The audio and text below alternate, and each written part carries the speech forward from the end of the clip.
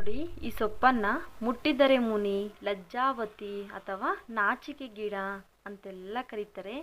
ಕೇವಲ ಕಳೆಯಲ್ಲ, ಇದರಲ್ಲಿ ಅದ್ಭುತ ಔಷಧೀಯ ಗುಣಗಳಿವೆ. ಇದು ಚರ್ಮದ ಸಮಸ್ಯೆ, ಕಿಡ್ನಿ ಸ್ಟೋನು, ಗಂಟಲು ಬಾವು, ಮುಟ್ಟಿನ ಸಮಸ್ಯೆಗಳು ಹಾಗೆಯೇ ನೋವು ನಿವಾರಕವಾಗಿ ಕೆಲಸ ಮಾಡುತ್ತೆ. ಇದರ ಎಲೆ, ಕಾಂಡ ಹಾಗೆಯೇ ಬೇರುಗಳು ಮನೆಮದ್ದಾಗಿ ಬಳಕೆ ಮಾಡುತ್ತೇವೆ. ಹಾಗಾದರೆ ಮುಟ್ಟಿದರೆ ಮುನಿ ಸೊಪ್ಪಿನ ಪ್ರಮುಖ ಔಷಧೀಯ ಗುಣಗಳನ್ನು ನೋಡೋಣ. ಕಿಡ್ನಿ ಸ್ಟೋನ್ ನಿವಾರಣೆ ಮಾಡುವಂತಹ ಈ ಮುಟ್ಟಿದರೆ ಮುನಿ ಗಿಡದ ಎಲೆಗಳನ್ನು ತಗೊಂಬಂದು ಕಷಾಯ ಮಾಡಿ ಸೇವನೆ ಮಾಡೋದ್ರಿಂದ ಕಿಡ್ನಿ ಸ್ಟೋನಿಂದ ಉಂಟಾಗುವ ನೋವನ್ನು ಕಡಿಮೆ ಮಾಡಲು ಹಾಗೆಯೇ ಸ್ಟೋನನ್ನು ಕರಗಿಸಲು ಸಹಾಯ ಮಾಡುತ್ತೆ.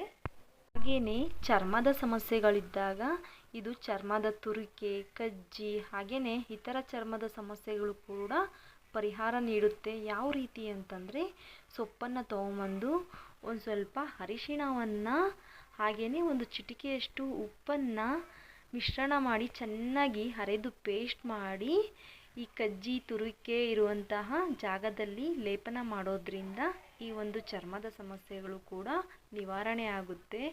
ಹಾಗೆಯೇ ಬಾವು ಉರಿಯೂತ ಇದ್ದಾಗ ಅಂದರೆ ಗಂಟಲು ಬಾವಾಗಿರ್ಬೋದು ಅಥವಾ ಈ ಒಂದು ದನ ಕರುಗಳಿಗೆ ಅಂದರೆ ಹಸುಗಳಿಗೆ ಹಾಲು ಜಾಸ್ತಿ ಆದಾಗ ಕೆಚ್ಚಲು ಬಾವು ಎಲ್ಲ ಆಗುತ್ತೆ.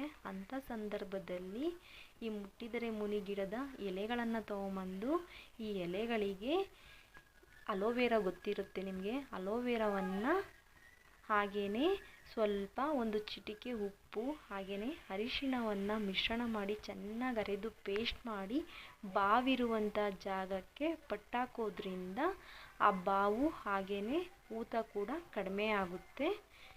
ಇದಿಷ್ಟೇ ಅಲ್ಲ, ಹಾಗೆಯೇ ಹೆಣ್ಣು ಮಕ್ಕಳಲ್ಲಿ ಮುಟ್ಟಿನ ಸಮಸ್ಯೆಗಳು ಅಂದರೆ ಅನಿಯಮಿತವಾಗಿ ಕಂಡುಬರುವಂತಹ ಮುಟ್ಟಿನ ಸಮಸ್ಯೆಗಳಿಗಂತೂ ಈ ಮುಟ್ಟಿದರೆ ಮುನಿ ಸೊಪ್ಪು ಪರಿಣಾಮಕಾರಿ ಅಂತಲೇ ಹೇಳ್ಬೋದು.